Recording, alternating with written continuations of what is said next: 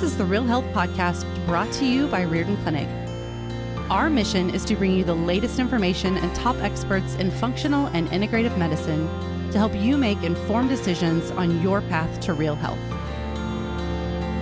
Well, welcome everyone to another episode of the Real Health Podcast. I'm Dr. Ron Hunninghake. I'm the Chief Medical Officer here at Riordan Clinic. And wow, we have a great program lined up today because our guest is Dr. Paul Anderson, a recognized educator and clinician in integrative and naturopathic medicine with a focus on complex infections, chronic, and especially oncology, cancer illness. In addition to 3 decades of clinical experience, he was head of the interventional arm of the U.S. NIH-funded human research trial testing IV and integrative therapies in cancer patients. So Paul, or Dr. A, as you'd like to go by, Dr. Ron, Dr. A, welcome to our show. Thanks so much for having me. So you and I actually go back quite a ways. I was giving talks out in California on IV vitamin C, and you've done a whole lot with IV vitamin C as well. What was your introduction to the integrative care of cancer patients? It was one of those things where it happened as opposed to me planning it. And the shortest version is when I went into practice, my plan was to completely be a kind of an old-time general practitioner. And I practiced in, a rural area of the state of Oregon on the West Coast. And that was going along great. But I also had training as a naturopathic physician. And so I wanted to blend the two.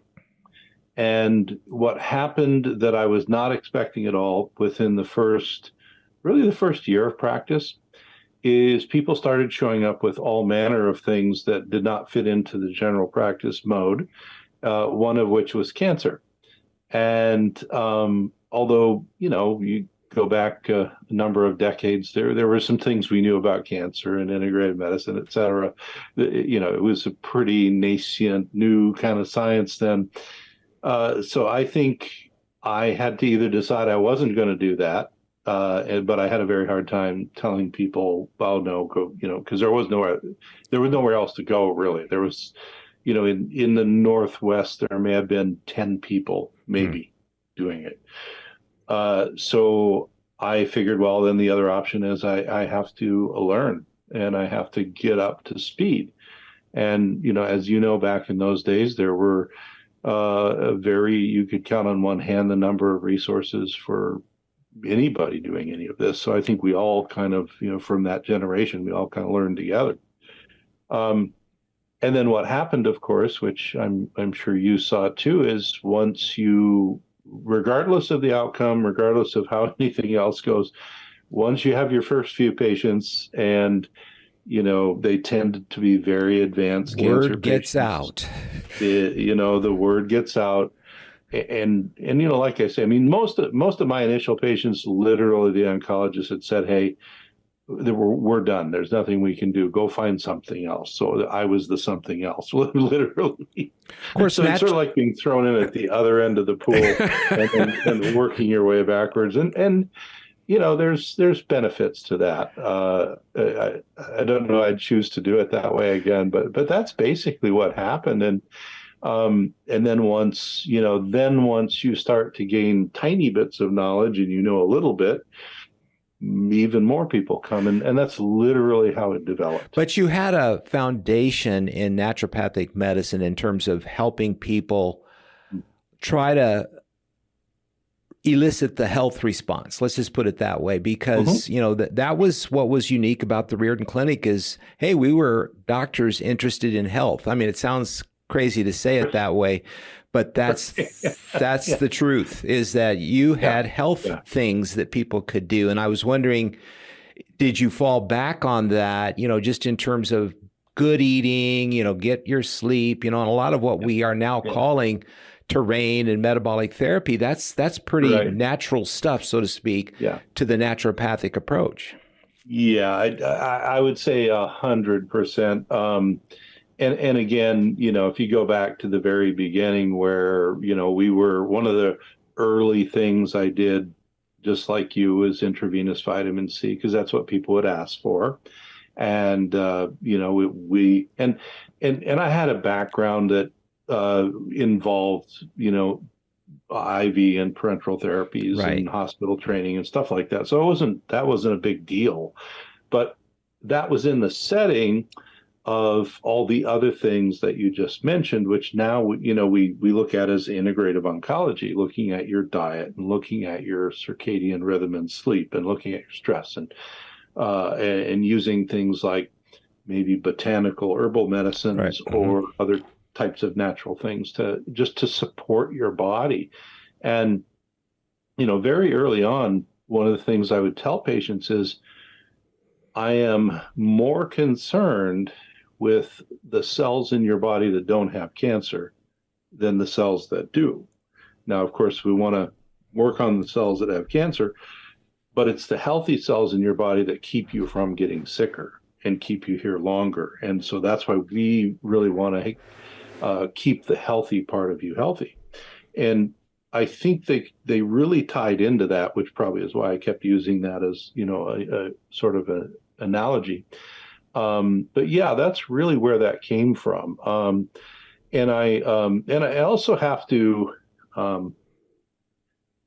give, I think my mother and father passed away. They would be in their hundreds now if they hadn't have, probably. But my father's a physician, traditionally trained. Mom was a nurse, but they had sort of evolved over their lifetime of practice to more of a integrative minded approach. And so, back in the 50s and 60s, that wasn't a real well accepted thing. So they're very quiet about it. But that also had a very big influence on me. And so I kind of grew up that way, even though that wasn't maybe the way they practiced out in the world.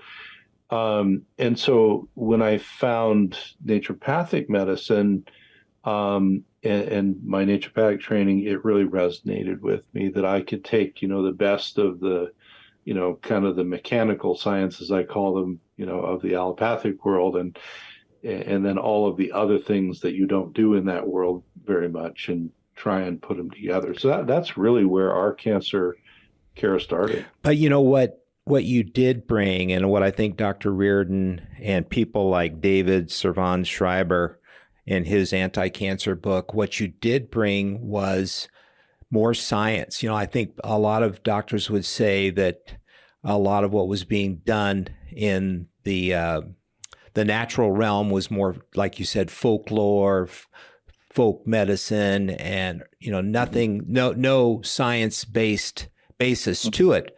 But yet, our daughter did 1 year of naturopathic school, and I went to visit and went to a number of the classes. I was blown away. These were medical school classes. And I think a lot of doctors think that naturopathic medicine is just, folklore, but it's not. It's very science-based. And I think this represented a major growth and improvement in what patients could get. They could get something that had some science behind it. And I know that's been a big part of your career as well.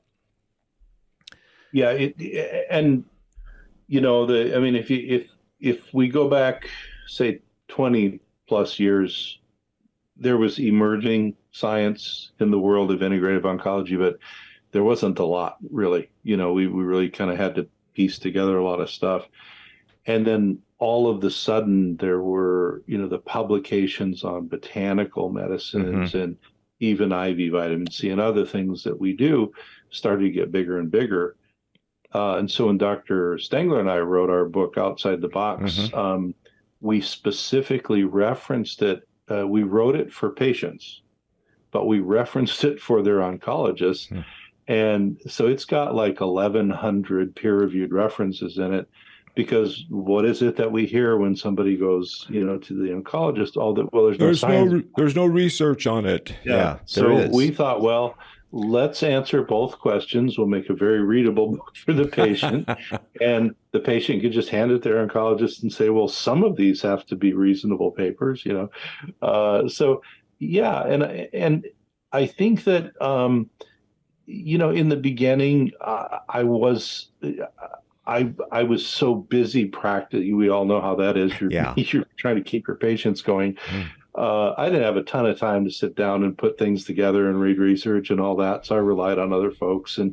But what happened over time then is sort of a head of steam picked up behind that, and I started to be sort of the collector of information a bit in my little community.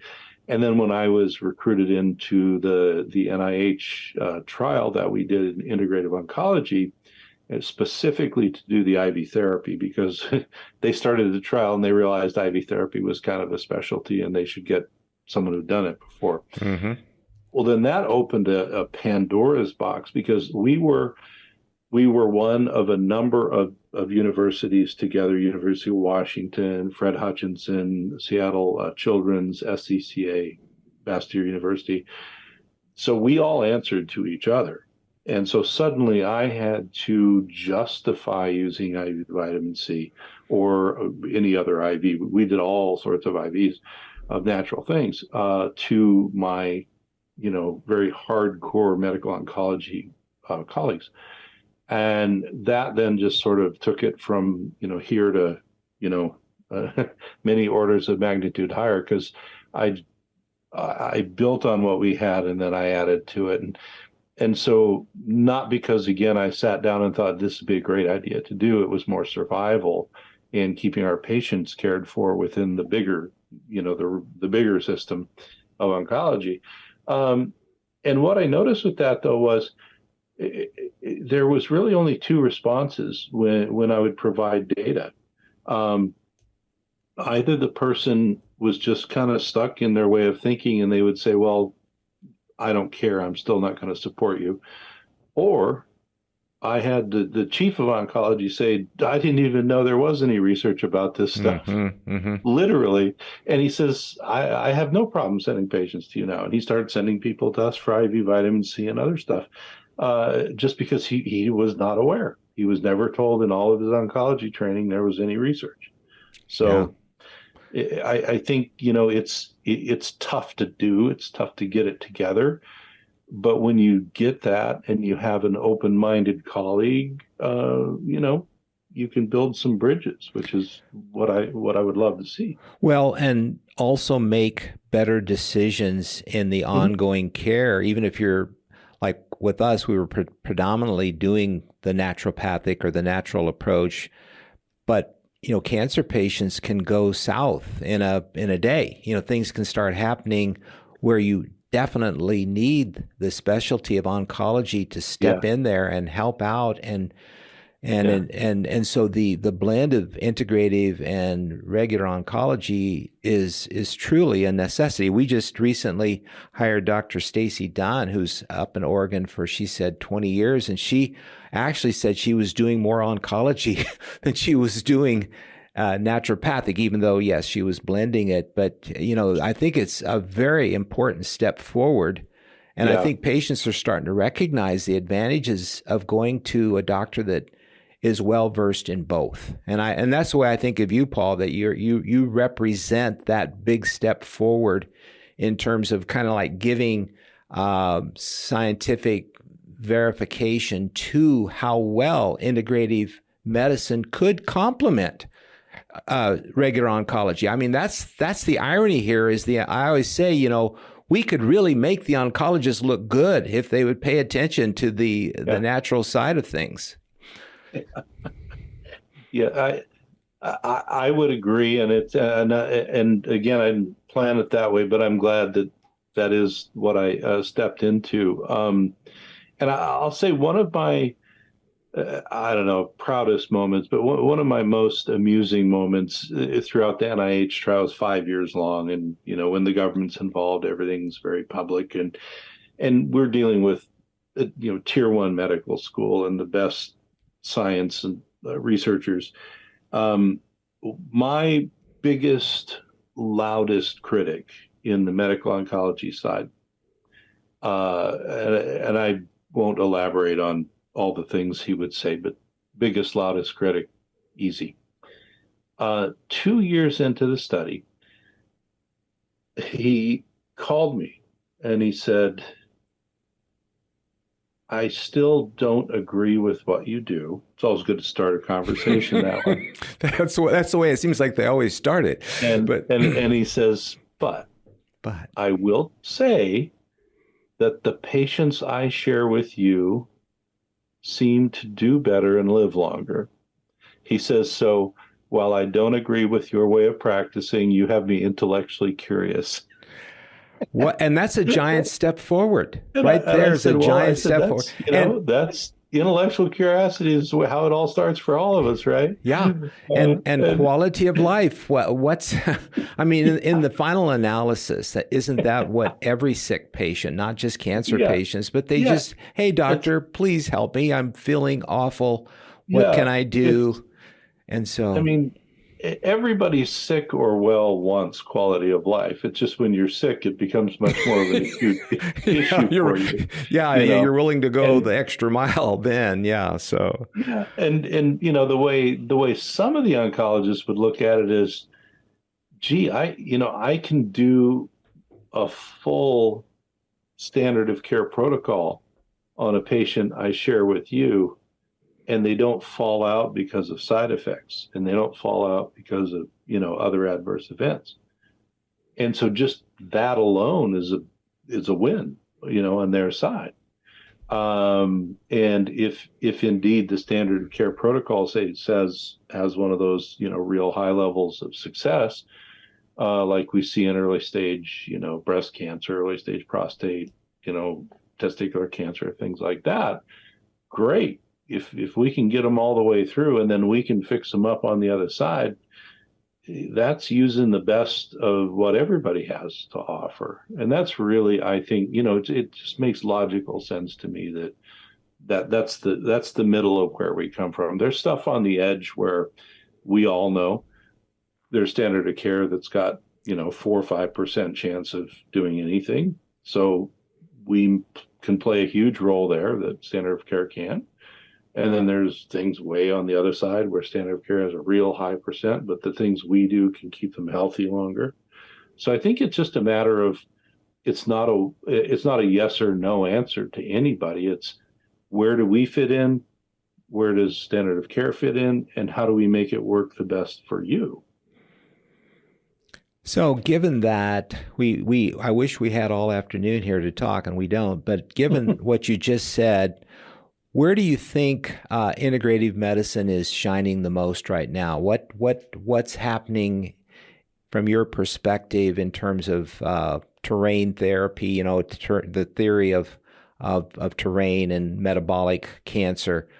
Mm-hmm. Anything standing out to you that our listeners should know about from your perspective? Yeah, what I have come. And this was like about 25 years working with cancer patients, and then, taking a bit of time to look backwards, and wrote a few books. And so you have to think a little about what you've been doing. What I tell patients, and I tell medical students, same thing, is 100% with maybe a couple outliers. It's like building a house, and there's a foundation that is universal to successful treatment, whatever success means. Mm-hmm. And that's 3 huge areas. I call them food, muscle, and brain. And so food, of course, is, what we put in, but also how toxic it is and all that, mm-hmm. Which really leads to what we know nowadays about metabolic therapies, the work of Tom Seyfried and everybody else, right, who does that. And while you can get really specific and kind of picky about those things, there's themes in there. the less inflammatory and the less toxic your diet is, the longer you will live, regardless of what else you do with it. So food is one. Muscle, big in the last 5-6 years. All of the studies show, and even in non-cancer, but in cancer, if you just get your muscle working at a higher metabolic level than your fat cells, you will survive and live longer with any cancer that they've studied. And it makes sense because using the muscles, working the muscles, sends tons of signals out that are healing signals. They're anti-inflammatory generally. They're regenerative. Fat, if you have no muscle activity and lots of fat activity, those signals are very inflammatory and not the direction you want for a cancer patient or any sick person or anybody. So, muscle working, and you don't have to be a power lifter. Right. You can just start doing a little more every day. Walking, it's huge. And then brain goes to, I call it the two-way brain stream. So one is, of course, the mind-body part, what we're thinking about our health and how we're participating and all that. But the other is what we're letting into our brain. And there's a lot of negative things we can participate in through the media, and we've got media that can be on 24/7 and good or bad. But there's people that can be helpful and not so helpful. So we have to be really careful, on that end of the business too. And the reason I start there as the base is what I tell people is all the cool therapies that everyone wants to pay for, and of course they're great stuff, are above that. And so then, the next layer might be, supplements and herbs and other cool, special things, which are super helpful. And then you might get like to the third layer that makes the roof, that's maybe, IV therapy and laser therapy and all these other cool things we can do. All of them work. They're all great. They all help. But if that base isn't there, it's kind of like all that work and money and effort you put into it kind of sifts through, and eventually your body is not in a good metabolic state. It's not strong, so it can't really do a lot with therapies long term. So I always try and tell people that, most of those base therapies don't cost you any more. You have to eat somehow to live. You have to think. You can move your body around without joining a gym. All of that stuff you can take care of just as part of your life, and then the rest works better. So that's really, the message that I try and share now, both to doctors and also patients, that there's so much that's in my control as the patient, or your control as a patient. And then people like us can do so many things to augment that and make it work better. Boy, I couldn't agree with you more. My wife and I were watching a thing on Netflix called Secrets of the Blue Zones. And it's amazing how just the fundamentals of living well. And I encourage everyone to there are lots of books and there's videos on this, but people in the blue zones, they're just living balanced lives. And a lot of it is relationships, sense of purpose, why I get up in the morning, plant-based foods, things like wine. I was happy to hear wine, even a little bit of wine can help you out, so anyway, I think that's fantastic, Paul. The foundation, if we can all take care of the foundation, we're going to get better results as time goes on. Hey, I wish we could talk all day, but I'm so grateful to you that you've taken time out of your busy schedule and spent some time with our Riordan Clinic gang. And I wish you well. And if there's anything I can do for you to help out, please call upon me. But I thank you for all your service and for being a kind of mentor that has helped us bridge this gap between naturopathic medicine and oncology, because I think it's a real important step that we're working together better and better as time goes on. Thank you very much. That's been my unwitting goal my whole career, apparently. So I'm happy that I was able to pull that off. You bet. Thanks again, Paul. Thank you for listening to the Real Health Podcast. If you enjoyed this episode, be sure to subscribe and leave us a review. You can also find all of the episodes and show notes over at realhealthpodcast.org. Also, be sure to visit riordanclinic.org, where you will find hundreds of videos and articles to help you create your own version of real health.